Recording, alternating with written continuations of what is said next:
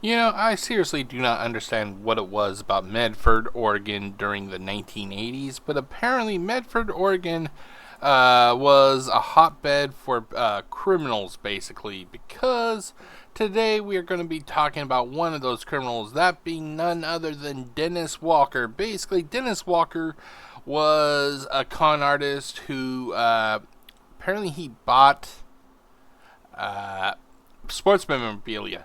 And then he went, I think this is the guy who turned it into like a museum or something. I may be wrong, but apparently it was like funded by investments or some shit. I can't recall exactly the full details. But he ended up like stealing everything. He even I guess he also took the money from the investors or whatever.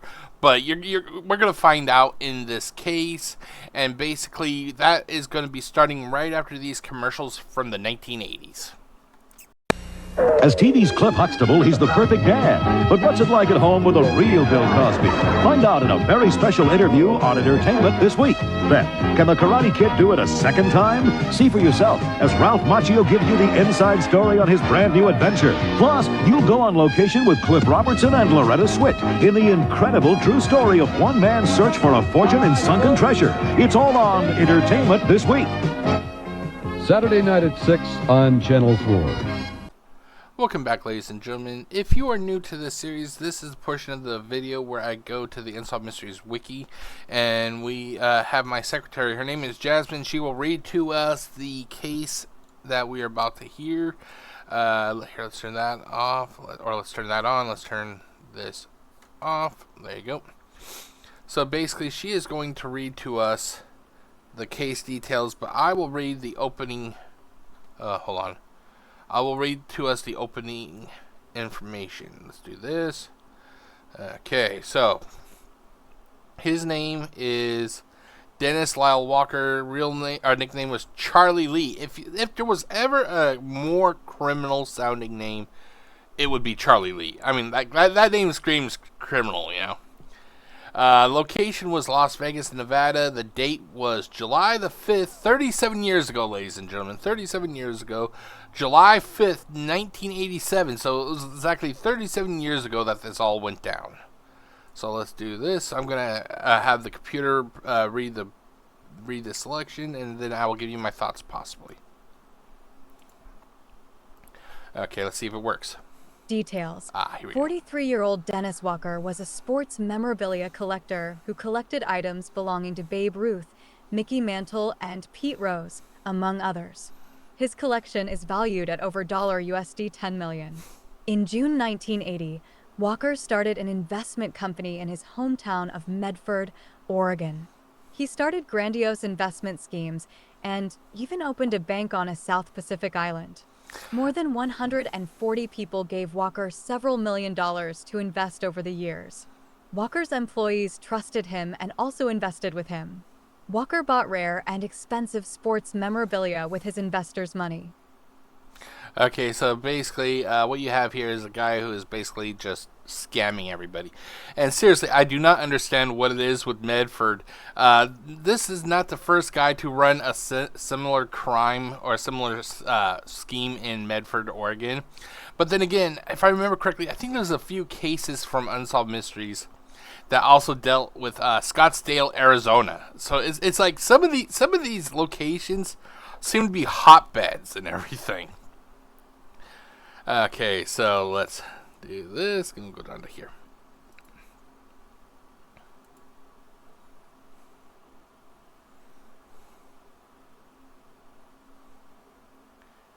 Come on, Jasmine. He started with buying baseball cards, but soon began buying rare, expensive items. He leased a building in Medford and opened a sports memorabilia museum. He even had Pete Rose there as a special guest for the museum's opening. Walker had thousands of dollars worth of baseball cards, baseball rings, and uniforms at the museum. Okay, now, if it wasn't for the fact that this guy, I think he already knew what he planned on doing. I think he not realized, but he figured that once he got so much money, he was just going to cut and run, basically. If this was literally just like an everyday guy who was wanting to do this, and the business venture failed, I'd be more understanding because he tried and ultimately it failed. But I cannot give the guy any I cannot feel bad at all for Dennis Walker because he took the money and he ran. Who knows if the museum was going to be a hit or not? He literally took the investors' money though.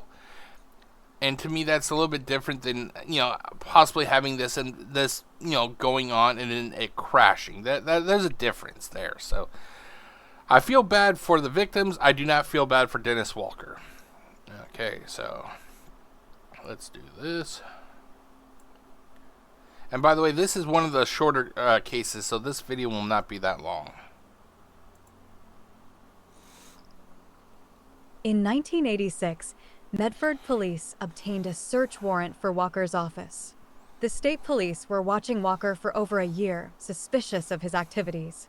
He was charged with fraud and racketeering based on the evidence they found.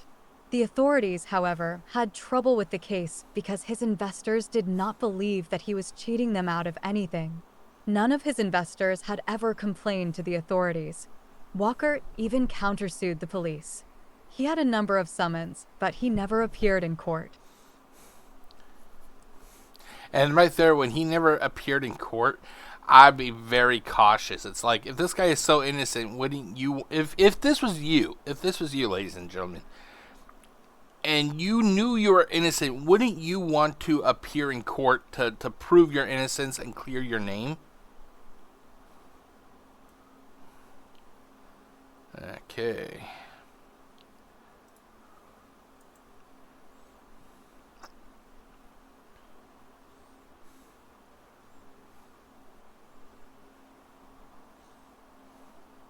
Come on, Walker Jasmine. believed that the police would seize his collection, so he and a coworker packed everything away.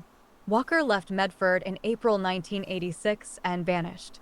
16 months later, on July 5th, 1987, a man by the name of Charles Lee was found dead in the bathroom of a Las Vegas hotel room. Authorities found a pill bottle on the counter with the name Dennis Walker on the label. Dental records confirmed that the dead man was Walker. A cause of death could not be determined. It is still unknown if his death was an accident, suicide, or homicide. Authorities would like to determine how Walker died. They would also like to find the rest of his collection. The rest of his collection. That's what the program meant to say. You would think that they would be able to determine if it was, suicide or not by pills. The fact that they couldn't determine it, that seems to be kind of weird that they couldn't determine if it was accident, suicide, or homicide. That's weird. Okay, let's go down to here. I'll actually read this part here. So I want to say thank you to Jasmine for joining us today. Like I said, this was actually a quicker case, which is fine with me. I have stuff I have to do, so So we have suspects. Here we have suspects. Some have claimed that Walker was murdered in a mob hit. However, no suspects have been identified.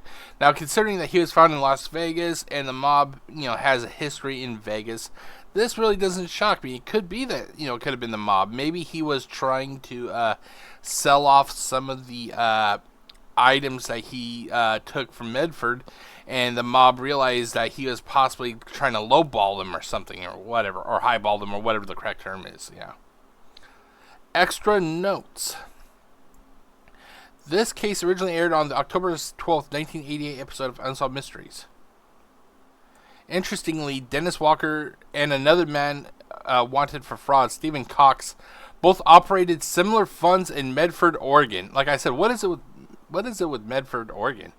Around the same time period. So it wasn't like decades apart. This was literally going on pretty much around the same time. Those people in Medford, Oregon, oh my God, if they did not trust anybody by the time these two people were dealt with, I'm not sure if they ever would, Results. Unresolved. A total of $120,000 of his collection has been located since his death, including Babe Ruth's t-shirt and World Series ring. However, The rest has not been found. Walker's cause of death has also never been determined. Well, considering that it had to do with possibly money, sports memorabilia, it was in Las Vegas where the mob was pretty prevalent. I wouldn't be shocked if it was homicide. What do you guys think? Do you think this was a case of homicide? Was it suicide? Was it accidental? What do you guys think? In the comment section, leave your thoughts below. We do have a find a grave for Dennis Walker, but because of the fact that this guy was a criminal, I do not like to memorialize criminals. I think the best way to deal with criminals when they pass away is to simply forget them. There was a case, there was an episode, or a case from Unsolved Mysteries. It dealt with the Egyptian curse. And somebody said that there was an old Egyptian saying that if you were to say their name, it's to make them live again. And I kind of believe that in a way. So, like, if I do not acknowledge, I try not to acknowledge this guy that much, or any criminal that much. I feel that if you don't acknowledge them, it basically helps them fade. And that's what they need to do. Criminals need to fade away, you know. But that is it, ladies and gentlemen. So, like I said, this is actually a quick case. So I will be right back with my final thoughts. And now back to The Wild and the Free.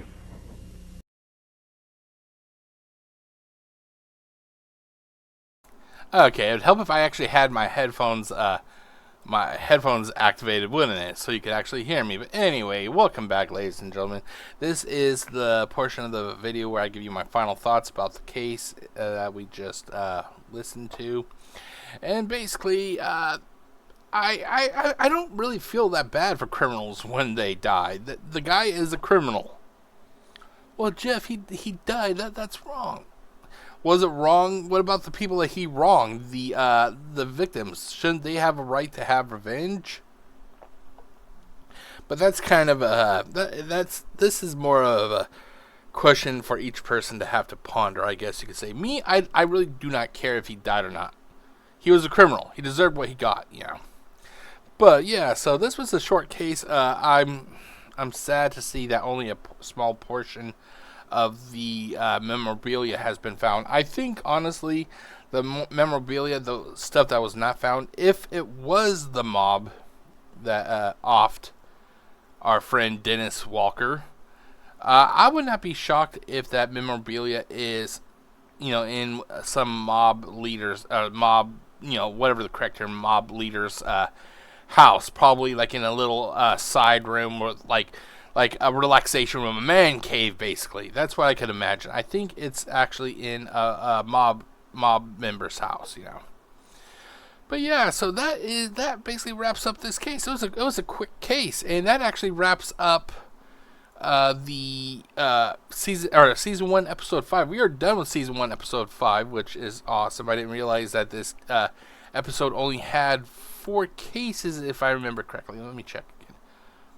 Yeah, it only had 4 cases. We started off with the D.B. Cooper case, which was a pretty damn long case. I give you my thoughts about that, how I think it was an inside job.